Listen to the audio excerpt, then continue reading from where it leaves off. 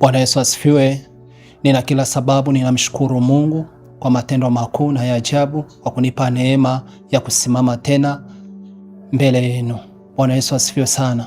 Kwa majina yangu naitwa Paulo Steven, ni mtumishi wa Mungu na hudumu katika madhabahu ya Mlima Moria Ministry, na pia niko chini ya mtumishi wa Mungu Gideon ambaye anahudumu katika kanisa la Mlima Moria. Bwana Yesu asifiwe.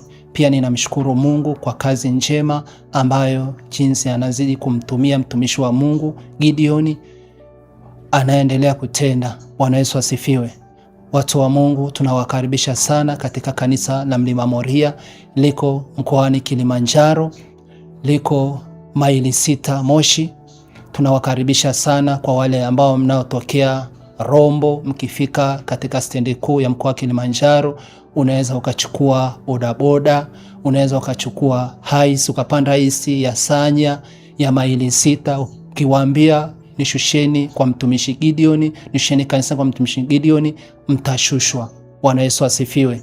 Kwa wale ambao mnaotokea Sanya Juu, Arusha, maili 6, Sanya, Boma, mkichukua kama umepanda haisi, umepanda Costa, pia ukifika maili 6 kituo cha mashineni au Sheli ambaye liko PM opposite pamoja iko kituo cha mashine, basi utaona mkono wako wa kulia ambao utaona kibao, utashuka na hiyo njia utafika mpaka kanisani. Watu wa Mungu, tunawakaribisha sana katika ibada ya takatifu. Mtumishi wa Mungu anawashukuru sana kwa wale ambao mnaungana naye katika channel ya Gideon Online TV, mnashirikiana pamoja naye pamoja kuifanya kazi ya Bwana. Tunaomba tuwe pamoja. Mtumishi wa Mungu anawashukuru sana kwa wale ambao wote mnaungana pamoja naye kwa kuisongesha kazi ya Bwana mbele. Bwana Yesu asifiwe sana. Basi wewe unaotamani kufika pia ukifungua kwenye YouTube utaona namba za simu zinapita za mtumishi wa Mungu, unaweza ukapiga ukapata msaada wa kufika kanisani katika maombi. Tunawakaribisha sana wote, pasipo wenye dini zote, hatubagui. Wenye dini zote tunawakaribisha wote. Bwana Yesu asifiwe. Neno letu la siku ya leo ambalo kwenye kichwa cha somo kinasema kila atakaye tazama msalaba naye atapata kuokolewa. Bwana Yesu asifiwe. Haleluya. Haleluya. Bwana Yesu asifiwe sana. Basi tuombe kwa ajili ya neno. Wewe ni Mungu ulio hai, mtakatifu wa Israeli, Mungu wa rehema, Mungu unayestahili kuabudiwa na kupewa sifa. Wewe ni Mungu wa pekee, hakuna mwingine zaidi yako Bwana. Tunasema asante, tunakualika Roho yako Mtakatifu, ukaseme nasi, ukatufundishe, ukatueleweshe Bwana, ukafungue masikio yetu ndani kama jinsi wewe ulivyokusudia kusema nasi. Sema na watoto wako Bwana, walioko manyumbani, wengine wako kazini, wengine wanaotutazama nje ya nchi. Bwana Yesu, sema nao katika neno hili Bwana, likawaletee faraja, likalete matumaini katika maisha yao, hata pale mahali ambapo Mungu wamekata tamaa, bali Mungu kapate kuwainua tena.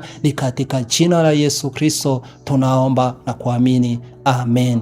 Bwana Yesu asifiwe. Basi tukaangalie neno la Bwana kwenye kitabu cha Waibrania, ule waraka wa Ibrania, ule mlango wa 12 mstari wa kwanza hadi wa pili. Biblia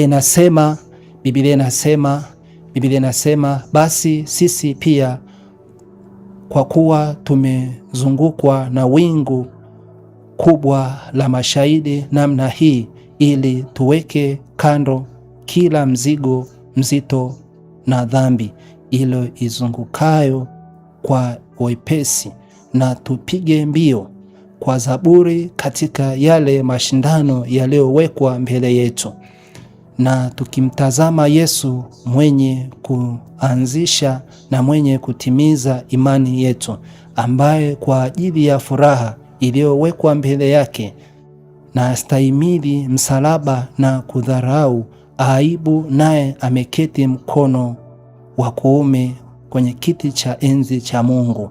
Bwana Yesu asifiwe. Kwa hiyo tunaangalia watu wa Mungu katika mambo ambayo yanayotukwamisha katika maisha yetu, katika utumishi wetu, katika uchungaji, katika unabii wetu, katika uinjilisti wetu, ambayo Mungu alioweka karama juu yako, amekupaka mafuta kwa ajili ya kazi ya Bwana. Pengine yako mambo ambayo dhambi Dhambi, watu wa Mungu, inatusababisha tunakufa, inasababisha tunarudi nyuma, inatusababisha ya kwamba tunashindwa kusonga mbele, tunashindwa kuomba, tunashindwa kuja hata kanisani kwa sababu ya uovu. Bwana Yesu asifiwe. Neno la Mungu linatuambia kwamba na tuweke mbali, kando, katika mzigo wa dhambi ambao umetuzunguka katika maisha yetu. Yamkini wako wazazi wetu walifanya maovu, walitenda mambo ambayo hayakupendezi katika machozi ambayo tunaolia. Yamkini hawakutenda mambo mema, lakini mimi na wewe, watu wa Mungu ambao tuliopata neema ya kumjua Yesu Kristo, Baba, inapaswa kurudi kwa Bwana. Yamkini katika magonjwa au changamoto tunazopitia katika maisha, au kama ni watoto wamekuwa ni walevi, wamekuwa ni wavuta bangi, hebu watu wa Mungu tusibaki kunung'unika tu, tusibaki kulalamika tu, tusibaki kukata tamaa na kuchoka. Hebu turudi kwa Bwana. Na Yesu anasema kwamba rudini kwangu nami nitawarejeshea tena, nami nitawaburudisha tena katika mioyo yenu. Bwana Yesu asifiwe. Kwa watu wa Mungu, katika neno hili, kasa hiki kipindi cha Kwaresma ni kipindi cha kutengeneza na Bwana, ya kumwambia ni wapi ambapo tulipoanguka, ni wapi ambapo tulipoteleza, ni wapi ambapo tulipokosa, ili Yesu akapate kutusamehe, ili Yesu akapate kutuponya na magonjwa na kila adha ambayo tunayopitia. Watu wa Mungu, hebu watu wa Mungu turudi kwa Bwana. Yuko Yesu Kristo, aliibeba aibu yetu pale msalabani, alipigwa pale msalabani, akazarauliwa, akatukanwa, akatemewa mate, akawekewa miiba, akabeba huzuni yetu, akabeba masikitiko yetu, ili kwamba sisi tukapate kukombolewa, tukapate kuokolewa. Bwana Yesu asifiwe. Na saizi watu wa Mungu, hebu tutazame msalaba, tutazame msalaba. Msalabani ndiko kuna uzima, msalaba ndiko kuna maisha, msalaba ndiko kuna uzima katika maisha yetu, ndiko kuna uponyaji. Hebu tumwangalie Yesu, turudi, tujitafakari, tujikague sisi wenyewe, ni wapi ambapo tulipoanguka, ni wapi ambapo tenda dhambi. Yamkini ni wazazi wetu, yamkini ni wakuu wa ukoo, yamkini hata ni mababu waliotenda, hawakutenda mambo mema, ndio maana tunalia, ndio maana tunafatiliziwa na roho za kurithi, magonjwa ya kurithi yanatufuatilia. Yanapataje kibali? Pengine kute wewe mtu wa Mungu haumjui hata babu yako, haumjui hata bibi yako, lakini unashangaa bibi anakufuatilia, babu anakufuatilia. Ni kwa sababu gani? Kwa sababu wazazi wetu walikuwa naabudu miungu bahali, walikuwa naabudu masali, walikuwa naabudu mabokidi, walikuwa naabudu kwenye miamba, walikuwa naabudu kwenye miti, wakifanya wao ndio Mungu wao. Lakini watu wa Mungu, ni wakati tumepata neema hii ya kurudi kwa Yesu, maana tumepata neema. Biblia inasema tumeokolewa kwa neema yake tu, sio kwa moto, wala sio kwa panga, wala sio kwa rungu. Tumeokolewa kwa neema ya msalaba. Ndio maana kila atakaotazama msalaba atapata kuokolewa katika mateso, katika mauti, kwa sababu yeye aliishinda mauti, aliishinda magonjwa, aliishinda aibu, aliishinda kila adha. Na sisi watu wa Mungu tutashinda katika yeye atutiaye nguvu. Ni nini basi cha kuweza kujikagua ndani ya moyo wako ili tumuone Yesu? Ni lazima tujinyenyekeshe kwake, ni lazima tuacha na yale mambo ambayo hayastahili kwake. Bwana Yesu asifiwe, watu wa Mungu. Bwana Yesu asifiwe. Ni wakati wa kusonga mbele, ni wakati wa kumlilia Yesu, ni wakati. Tazama watoto wetu saizi wamekuwa ni walevi, wamekuwa ni wavuta bangi, wamekuwa ukiwaambia kitu hawasikii, yani wameinuka. Lakini watu wa Mungu, hatuna kimbilio lingine. Hebu tukimbilie msalabani kwa Yesu, ndiko kuna kimbilio, maana pasipo yeye hatuwezi. Yesu Kristo sio mwepesi wa hasira, ni mwingi wa rehema, amejaa huruma, anatupenda. Ndio maana kwamba kila itwapo leo anatuonya. Ndio maana akasema ukirudi kwake naye atakusamehe, atakurejeshea tena. Ndio maana anasema kwenye kile kitabu cha Matendo ya Mitume 3 mstari wa 19, anasema ukirudi, ukitubu, naye zitakuja nyakati za kuburudishwa tena. Watu wa Mungu, iko furaha tena nyingine msalabani, iko msalaba. Yamkini ndani ya moyo wako umekosa tumaini, umekata tamaa katika maisha yako, umekata tamaa. Yamkini ni watoto wanakutesa, yamkini ni biashara, kila chochote unachokianzisha kinakufa. Hebu watu wa Mungu, turudi, tumwambie Yesu, tusamehe, tumekosa, tunyenyekeshe, tufunge na kuomba ili Yesu Kristo akatusamehe, akatuponye na magonjwa yetu, akatuponye na kila adha mbalimbali, atuponye na kila matatizo ambayo tunayopita. Yamkini yale magonjwa ya kurithi yanapata kibali, ni kwa sababu sisi hatukusimama. Watu wa Mungu, yanatufuatilia. Ni kwa nini wewe umeokoka, watu wa Mungu, unafuatilia na roho za mizimu, unafuatilia na roho za magonjwa? Yamkini wako wakuwa huko hawakutenda mema. Basi watu wa Mungu, tukae na kutafakari ya kwamba ni wapi tulipotenda. Tukitenda mambo mema, naye Yesu ataonekana ndani yetu, maanake yeye ndo anayejua kwamba kuyatimiza. Alianza mwanzo na wewe, naye ndo anajua kutimiza yaliyoko mwisho wako. Sema kwamba atayatimiza imani yako. Yeye ndo atimizaye imani yetu. Bwana Yesu asifiwe. Hakuna mwingine zaidi yako chini ya jua hili. Chini ya jua hili hakuna jambo jipya, watu wa Mungu, yote ni ya zamani. Cha msingi tu, watu wa Mungu, tumkimbilie huyu Yesu. Yeye ndio kimbilio letu. Ndio maana wale wanafunzi wake aliwaambia kwamba na nyinyi mnataka kuondoka? Wakina Petro akajibu akasema kwamba tuende wapi, na kati kwako kuna maneno ya uzima. Watu wa Mungu, mnataka muende wapi? Hebu rudini kwa Bwana. Ni wakati sasa wa kurudi kwa Bwana, kwa maana yake kwako kuna maneno ya uzima. Ukimtumainia kwake tu, yeye anafuta machozi, yeye anakusamehe, anauburudisha tena moyo wako. Haijalishi anabeba huzuni yake, anasema kwamba ameibeba huzuni yako, amebeba matukano, amebeba aibu yako. Maana yake yeye Yesu walimdharau, lakini sasa ameketi katika mkono wa kuume wa Mungu Baba. Na wewe utaketi katika mkono wa Mungu Baba ukiwa una mnyenyekevu, ukiwa ni mtiifu, ukiwa sio mtu wa kujiinua. Hata kama kuinua cheo chako, usiinue cheo chako. Hata kama una cheo cha namna gani, hata kama una kazi namna gani, hebu shusha kazi yako, hebu shusha cheo chako, muinue Yesu kwenye biashara yako, muinue Yesu kwenye cheo chako. Mwambie Yesu, wewe tawala kwenye ofisi yangu, wewe Yesu tawala kwenye kazi yangu, ili umuone Bwana. Ni wakati watu wa Mungu wa kutengeneza naye, ili kwamba yeye aingie ndani ya maisha yako, aingie kwenye nyumba yako mama, aingie kwenye maisha yako mama, atengeneze tena familia yako, alete tena furaha, alete tena matumaini pale mahali ambapo familia imesambaratika, pale mahali ambapo yamkini familia imesambaratika, ni watoto ukiwaambia wasikii, lakini yuko Yesu anayeweza kuleta tena furaha kwenye nyumba yako. Haijalishi watoto wameondoka, wamesema kwamba hawakutaki, wameona kwamba wewe, lakini Yesu, yeye ukimtumainia, ukisimama kwake, yeye hakuachi. Amesema atakushika mkono, maana yake yeye ndo anayejua kwamba kesho yako, yeye ndo anayejua kulala kwako. Yeye amesema kwamba anahitimiza imani yako. Yamkini ukiwa na imani kwake, ukimtumainia yeye, ukiamini ya kwamba yeye ndo kila kitu katika maisha yako, unapoamka asubuhi, shuka, hebu mlilie Yesu. Bwana Yesu asifiwe.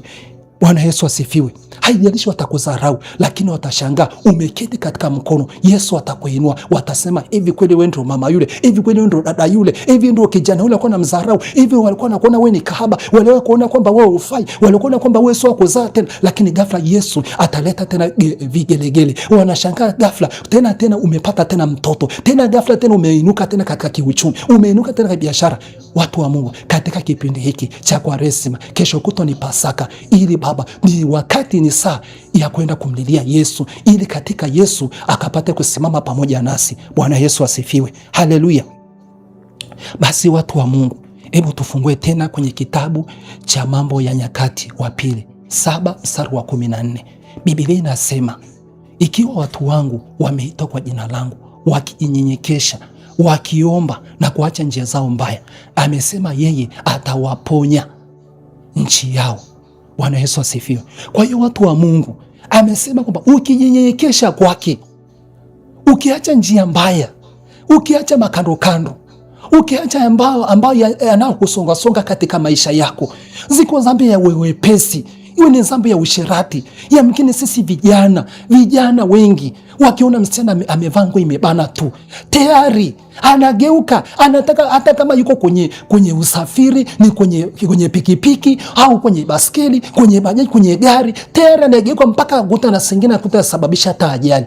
Watu wa Mungu, hiyo ni kazi ya shetani, ili kuweka tamaa. Hebu tuishinde hiyo tamaa kwa jina la Yesu. Yesu anaweza kuifuta hiyo tamaa. Haleluya. Yesu anaweza kuishinda hiyo tamaa. Yesu Kristo ukimtumainia, ukimuomba, ukinyenyekesha kwake, maana yake kwamba ataiponya nafsi yako, ataponya nchi yako, ataponya watoto wako, ataponya kazi yako, ataponya ardhi yako, ataponya kwenye kiwanja chako. Yamkini kilikuwa kimesemelewa mapooza, kilikuwa kimesemelewa mauti, lakini Yesu amesema kwamba ukinyenyekesha na kuacha njia zako mbaya, na anasema yeye atawasamehe nyinyi na kuwaponya. Hebu tumcheki huyu Yesu alivyo wa ajabu. Yeye ni wa rehema. Mungu wetu ni wa rehema, sio mwepesi wa hasira, ni mwingi wa rehema. Anatupenda, anatuchagua. Ndio maana kila tunapotenda mabaya, ndio maana yeye anatuchukulia tu. Anajua iko siku huyu mtoto atageuka. Lakini watu wa Mungu tukiendelea, mwisho wetu unakuwa ni mbaya. Mwisho wetu ni mbaya.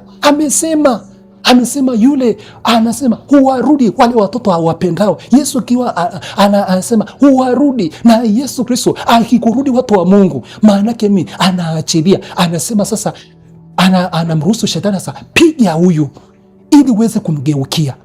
Basi tusifike huko. Ni wakati tumepata neema. Hii neema ambayo tulio nayo, tumesimama katika madhabahu ya Mlima Moria, tumesimama katika kanisa la Mlima Moria. Hebu watu wa Mungu, neema iliyo hapa ni kubwa, ambao Yesu wa mahali hapa hajawahi kumwacha mtu, hajawahi kumpokea Mungu. Tunamwona jinsi anazidi kumtumia mtumishi wa Mungu katika viwango vya hali ya juu, ambao watu ambao walikuwa wamekata tamaa, wengine walikuwa wanataka kujinyonga, wengine wameona kwamba hapa mwisho wangu basi, lakini kwamba watakapofika kwenye madhabahu ya Bwana, wakifika kwenye madhabahu ya Bwana, maana yake nini? Wanakutana na neno la uzima, wanakutana na msalaba, wanakutana na mtumishi wa Mungu ambao Yesu Kristo anaweka tena tumaini jipya. Anakuambia, mwanangu, usikate tamaa, bado siku zako za kuishi.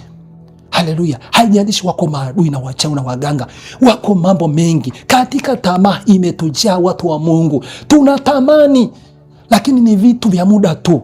Lakini tukipiga mbio, tukimtumainia Yesu, tukimwomba kwa bidii, tukinyenyekea, maanake yeye, haijalishi kwamba wewe unaonekana wewe unakimbilia kanisani, umeokoka, unabeba Biblia, unaenda kanisani, unamwomba Mungu, wako ndugu watakudharau, wako wazazi watakudharau, wako marafiki wataona kwamba wewe mlokole, umepotea njia, lakini hawajajua uliombeba ni nani. Watu wa Mungu hawajajua kwamba Yesu uliombeba ni mwenye mamlaka, ni mwenye utiisho, ni mponyaji, ni mweza yote. Kwa hiyo watu wa Mungu, Yesu mwenyewe alisema kwamba mnapouziwa kwa ajili ya jina langu, furahini kwa kila jambo, furahini na mkushangilia na yote. Maanake Yesu Kristo, ikifika wakati, saa ikifika ambayo wale watu wanakutukana, maanake watakuja kwako, watakushangilia, watakupigia saluti. Pengine kwamba katika jaribu nalopitia, watu wa Mungu, nini Yesu akukamilishe, lakini atakuinua tena kama dhahabu. Wewe ni dhahabu. Ukiwa unamwamini Yesu Kristo, wewe ni dhahabu. Hakuna atakaye kugusa. Watainua maneno mengi, watakutukana, watakudharau, lakini kwamba saa ya Bwana inakuja kwako, ya kuinuliwa, ya kung'arishwa tena, ya kusafishwa tena. Maana yake atakukupiga, wakiweka jeraha, Yesu anafuta hilo jeraha. Wakikutukana, maana yake Yesu anabadilisha yayo matukano yanakuwa ni baraka kwako. Haijalishi yuko hata jirani wako anakudharau, anakutukana, hata kandu kisa umeokoka, lakini wakati ukiwa hujamjua huyu Yesu, ukiwa unajichanganya kwenye ulevi, ukisema baba leta 1 2 3, unashanga ulikuwa na marafiki wengi, lakini kia umemkimbilia huyu Yesu, ukamwambia Bwana na Mwokozi wangu, ingia ndani yangu, uwe ndio kila kitu, lakini unashangaa wale marafiki Yesu, wale marafiki wote wanakaa pembeni. Usikate tamaa, usiwatazame, mwangalie Yesu. Yesu anasema kwamba mkinitazama mimi, mkimtazama Yesu, naye aanzishaye naye atamaliza. Maana yake Yesu Kristo, mpango wa Yesu hataki waibike, hataki ukate tamaa. Maana yake katika uwanja ambao tulio nao, ambao katika timu ambao tulio nayo ni timu ya ushindi. Ni Yesu Kristo ni mtaalamu wa kufunga magoli. Haijalishi kuzimu watapanga mambo mengi, watapanga timu yao kuzimu ili kwa ajili ya kukushinda wewe, lakini katika jina la Yesu Kristo ninakuambia mama, inuka sasa, inuka katika maombi, ni silaha. Usinyamaze, usikate tamaa. Ukaona kwamba huyu mume amekuwa ni mlevi, ukaona huyu mtoto amekuwa ni mlevi, inuka sasa katika Yesu. Yuko Yesu anaokoa mama, yuko Yesu anaokoa dada. Pale mahali ambapo umekata tamaa, hauolewi, lakini wachumba kwa Yesu wapo. Kwa nini unachoka? Rudi magotini mwa Bwana ukijinyenyekesha. Yesu Kristo ukijinyenyekesha, naye anakuinua. Anasema umuinua mnyonge aliyeko mavumbini na kumketisha mahali pa wakuu. Kwa hiyo binakutia moyo mama uliokuwa nyumbani, baba ulioko hapo nyumbani, kijana ulioko hapo nyumbani, kijana ulioko hapo kwenye kazini, umekata tamaa, dada ulioko hapo nyumbani, ulioko kazini, ulioko wapi, umekata tamaa, rudi kwa Yesu. Mwambie Yesu, nimesarenda kwako, naomba sasa unisafishe, unifanye chombo chako kipya, kwa sababu yeye amesema ya kale yamepita na sasa yamekuwa mapya. Yesu anaweza kubadilisha maisha yako mapya tena na akakufanya chombo kipya, kiteule tena chenye kung'aa, ambao tena hakuna atakayeweza kusimama mbele yako. Yesu akiwa ndani yako ni furaha. Yesu akiwa ndani yako ni ushindi.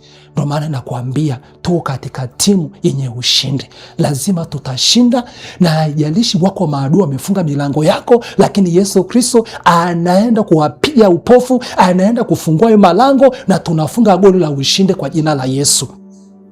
Amina. Amina, watu wa Mungu. Kwa hiyo watu wa Mungu, hebu tusimame. Upale maana ukata, njoo ibadani. Tenga muda wako wa maombi. Pale nyumbani kwako, Yesu amesema kwamba kwenye kitabu cha Yeremia 23:23 anasema yeye siye Mungu aliyoko mbali, ni Mungu aliyoko karibu yetu. Maanake ukimuita naye anaitika. Haleluya, yuko tayari. Ukinyamaza naye ananyamaza, watu wa Mungu.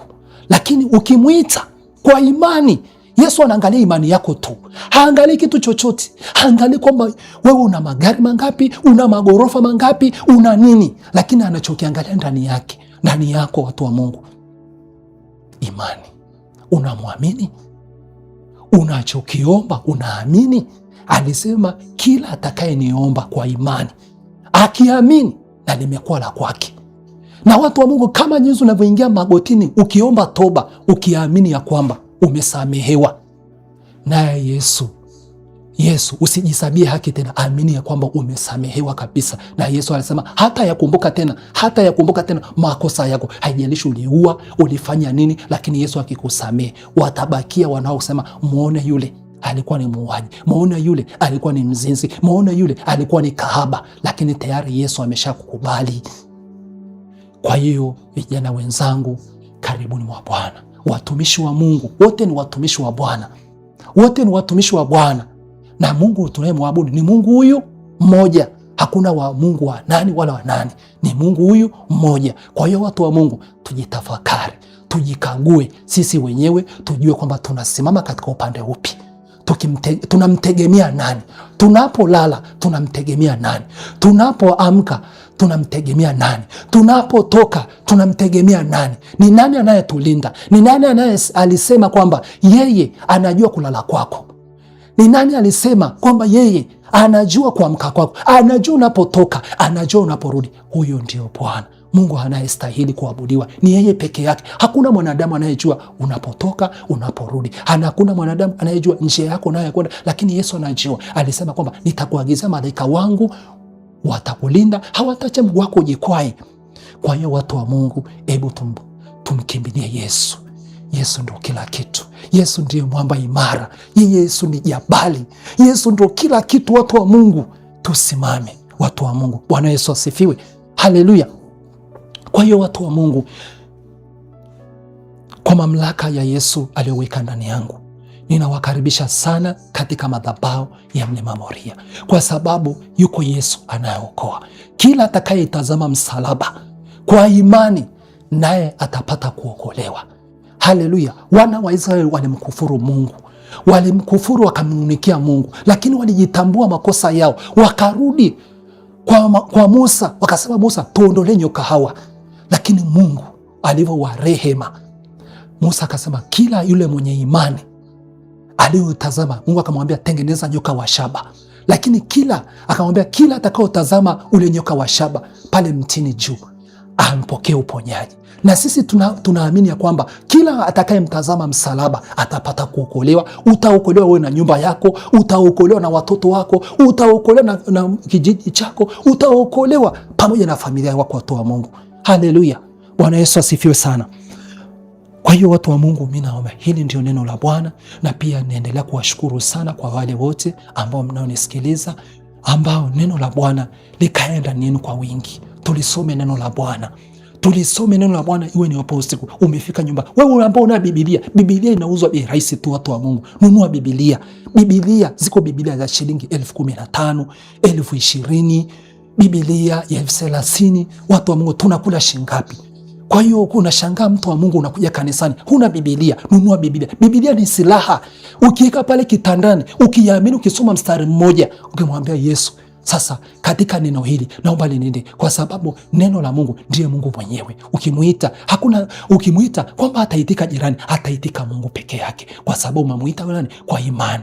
Na malaika wa Bwana anasema, ni nani atakaye amelitaja jina la Bwana? Tayari malaika wanakuhudumia. Ndio maana Biblia inasema kwamba malaika wa Bwana hufanya kituo kwa wale wamchao, wale wanamcha Bwana. Bwana Yesu asifiwe. Basi watu wa Mungu, hebu wewe ulioko hapo nyumbani, wewe ulioko hapo kazini, wewe ulioko kwenye biashara yako, wewe ulioko kwenye gari, wewe ulioko kwenye basi, wewe ulioko kwenye haisi, wewe ulioko kwenye bajaji, unaonitazama, hebu niazime imani yako, tukaombe pamoja. Bwana Yesu asifiwe. Baba, katika jina lako Yesu Kristo, Mwana wa Mungu aliye hai, asante Roho Mtakatifu kwa sababu wewe umesema nasi. Asante Bwana Yesu. Asante Jehova, asante Mungu wa Ibrahimu, asante Mungu wa Isaka, maana umesema na sisi Baba, umesema na watoto wako kwa lugha nyepesi, kwa lugha ya kinyumbani, kwa lugha ya Kiebrania. Baba, asante kwa neema hii, asante kwa ajili ya neno lako Bwana. Naomba neno lako Yesu likawalete tumaini, likawaletea uponyaji, likawatie nguvu, likawape imani pale mahali ambapo Bwana wamekata tamaa, wamesongwa na dhambi ya wepesi. Mungu Baba, tusaidie kuyaacha yote. Baba, tumekuja kwako kwa unyenyekevu kabisa. Baba, tunaomba toba kwako, tunaomba rehema Yesu, tunaomba utusamehe. Tusamehe Bwana Yesu, tusamehe Mfalme wa amani. Samehe Baba hata mimi mtumishi wako, samehe pamoja na watu wanaonisikiliza Bwana. Naomba rehema kwa ajili ya baba huyo, kwa ajili ya kijana huyo, kwa ajili ya mama huyo, kwa ajili ya dada huyo Bwana. Baba, tusamehe.